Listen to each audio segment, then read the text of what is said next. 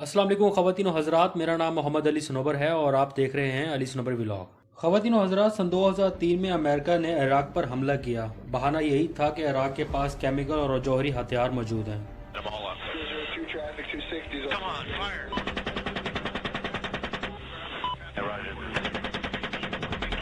लेकिन अमेरिका को इराक से ऐसा कुछ नहीं मिला।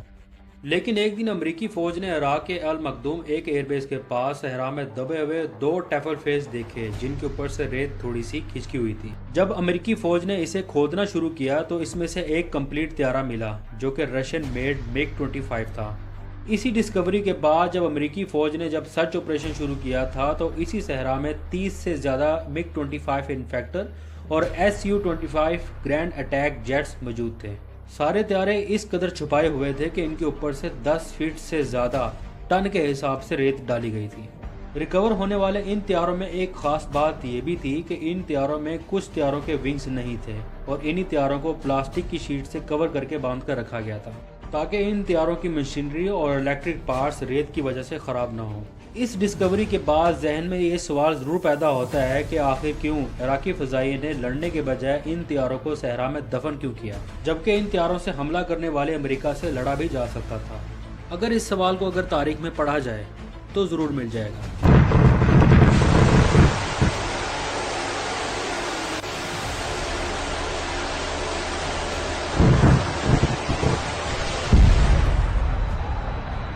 1979 में जब सदर सद्दाम हुसैन पावर में आए तो इराकी एयरफोर्स ने बहुत तेज़ी से ग्रो किया, खासतर जब इराक ने फ्रांसीसी और सोवियत जेट का ऑर्डर दिया।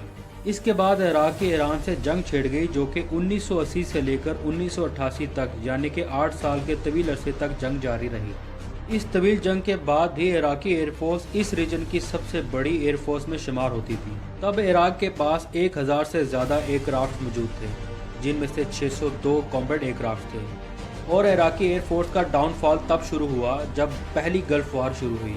पहली गल्फ वार में इराक एक तरफ था और इसके मुकाबले में सऊदी अरब, कुवैत, अमेरिका, यूके, इजिप्ट और फ्रांस थे।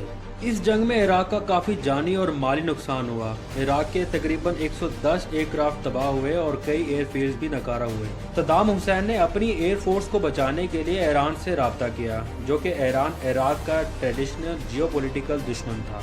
दरअसल अमेरिका ने नो फ्लाई जोन बना दिया था और इराक पर पाबंदी भी थी, तो कोई मुल्क इराक की मदद के लिए तैयार न था।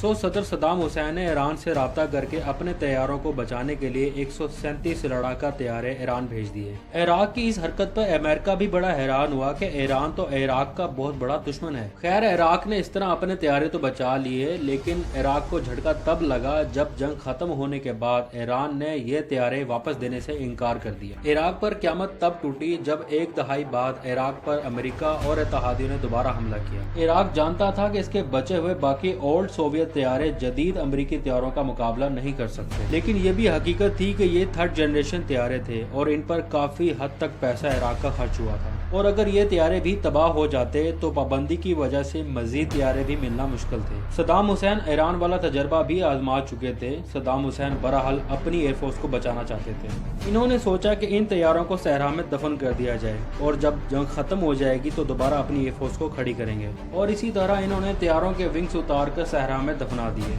विंग्स उतारने का मकसद यही था कि कोई इन तैयारों को उड़ा ना सके। खैर, इस दफा भी सद्दाम हुसैन के लिए बैड लक ही साबित हुआ। ये जंग इराकी एयरफोर्स तो क्या, पूरे इराक का और सद्दाम हुसैन का सर ले गई। ख़वातीन और हज़रात, ख्याल में कहा जाता है कि अभी इराक के सहरा में इस तरह के तैयारे दफन हैं, क्योंकि इराक ने अल असद एयरबेस के नज़दीक ऑस्ट्रेलियन ट्रूप्स ने 3 MiG-25 इसी तरह के डिस्कवर किए थे। और इसके अलावा हेलीकॉप्टर्स, रडार सिस्टम्स और मिलियंस ऑफ डॉलर्स का एक्सक्लूसिव मवाद भी रिकवर किया था। ख़वातीन और हज़रात, हमें इस वाक़े से दो सबक मिलते हैं। एक, आपका कमज़रफ़ दुश्मन नहीं होना चाहिए और ना ही कमज़रफ़ दोस्त।